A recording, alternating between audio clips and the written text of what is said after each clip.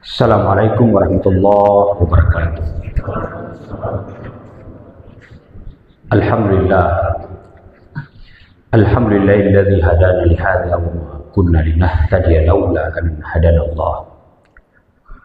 Asyhadu an la ilaha illallah wa asyhadu anna Muhammadar Rasulullah. Allahumma shalli ala Muhammad wa ala alihi wa ashabihi wa man tabi'ah.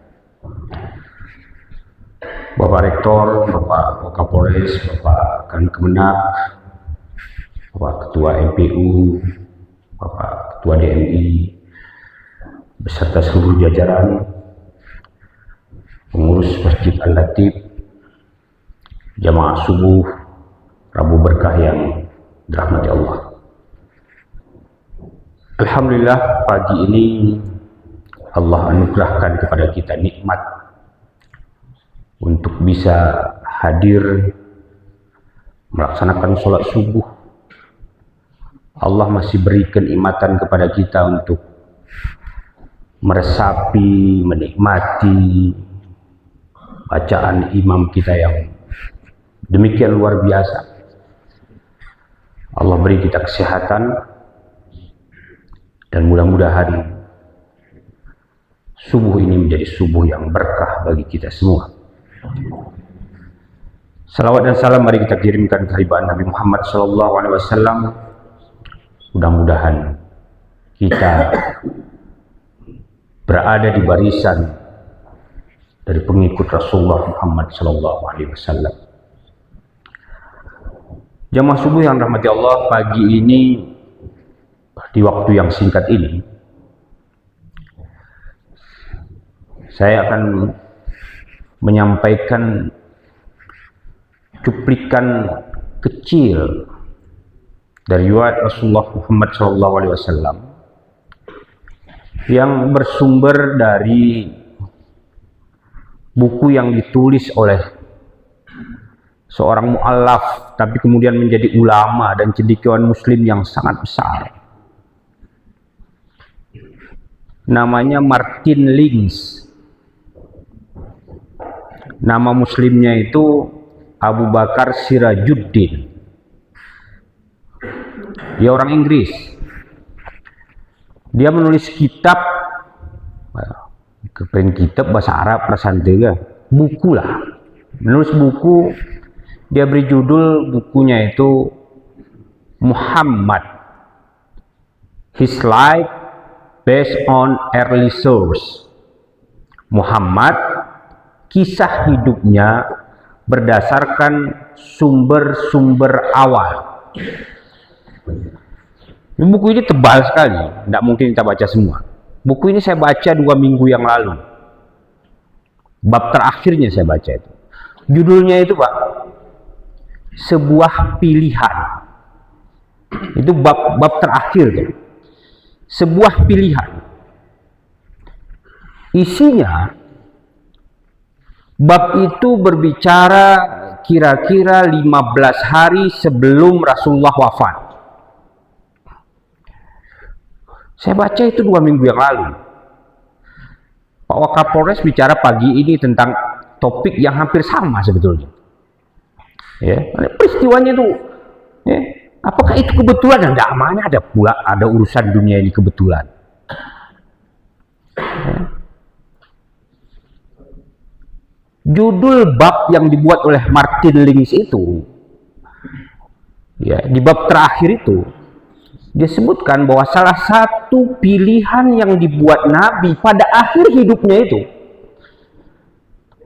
yaitu ketika beliau menunjuk Usamah bin Zaid umur 16 tahun. 16 tahun ukuran saya ini SMA, ya kan, mulai tamat atau mulai tamat. 16 tahun.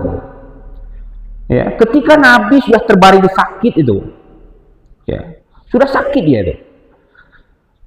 Beliau kemudian membentuk satu pasukan yang terdiri dari 3.000 orang dan beliau tunjuk Usamah bin Zaid bin Haritsah yang umurnya 16 tahun itu sebagai panglima pasukan itu, dan pasukan itu akan dikirim ke Romawi. Anggota pasukan itu siapa? Anggota pasukan itu ada Umar bin Khattab, ada Abu Bakar As-Siddiq, ada Ali bin Abi Thalib, ada Zubair bin Awam, Abdurrahman bin Auf. Seluruh sahabat-sahabat utama itu menjadi pasukan, dan komandannya adalah Usamah bin Zaid bin Haritsah. Jemaah rahmati Allah, ketika Nabi menunjuk Usamah bin Zaid itu para sahabat, terutama yang perempuan, itu mempertanyakan, ya Rasulullah, kenapa anak kecil ini yang diperintahkan menjadi komandan pasukan besar itu, pasukan yang akan pergi ke tempat yang jauh, pasukan yang dulu di perang Mu'tah itu, ya, itu pasukan muslim sebanyak 20 atau ada yang menyebut 30.000, itu berhadapan dengan 120.000 pasukan Romawi. Dan pemimpin pasukan Mu'tah itu ditunjuk oleh Nabi, Zaid bin Haritsah, bapaknya Usamah. Ya, dan Zaid bin Haritsah itu wafat syahid dalam pertempuran Mu'tah itu. Tapi Nabi kemudian mengatakan, kalian ini banyak sekali omong. Nabi itu sudah terbaring, itu Nabi itu sakit, sudah terbaring di hadapan para sahabat. Nabi katakan, apakah kalian akan kembali meragukan kepemimpinan Usamah sebagaimana dulu kalian mempertanyakan kenapa Zaid bin Haritsah yang ditunjuk sebagai panglima pasukan Mu'tah itu? Jemaah rahmati Allah,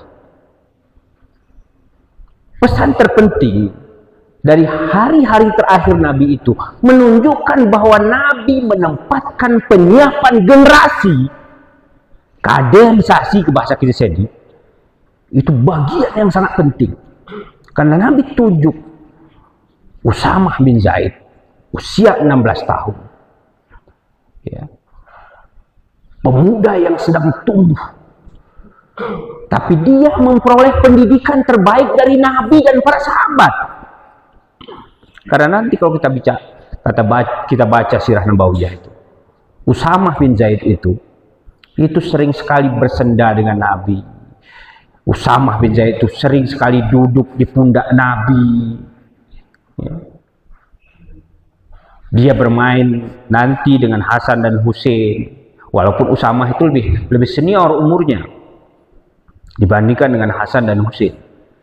Jamaah rahmati Allah,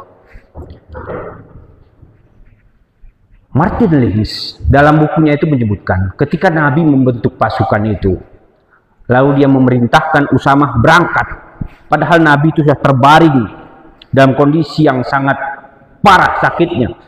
Dia perintahkan Usamah berangkat, maka Usamah mengatakan sami'na wa ata'na ya Rasulullah. Maka dia berangkat dari Madinah, keluar dari Madinah sampai di satu tempat namanya Juruf. Juruf itu beberapa riwayat menyebutkan jaraknya dari kota Madinah itu kira-kira 4 mil. Kira-kira 4 mil ya, 6-7 kilometer lah. Adikku teritit ya.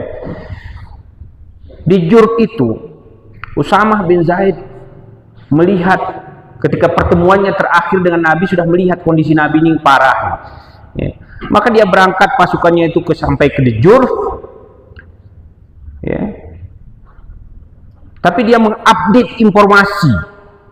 Yang menyampaikan informasi itu ibunya, Ummu Aiman. Ummu Aiman itu sudah tua waktu itu, tapi dia mengupdate informasi untuk anaknya. Dia sampaikan kondisi Nabi. Sehingga Usamah berhenti di Juruf itu. Ya.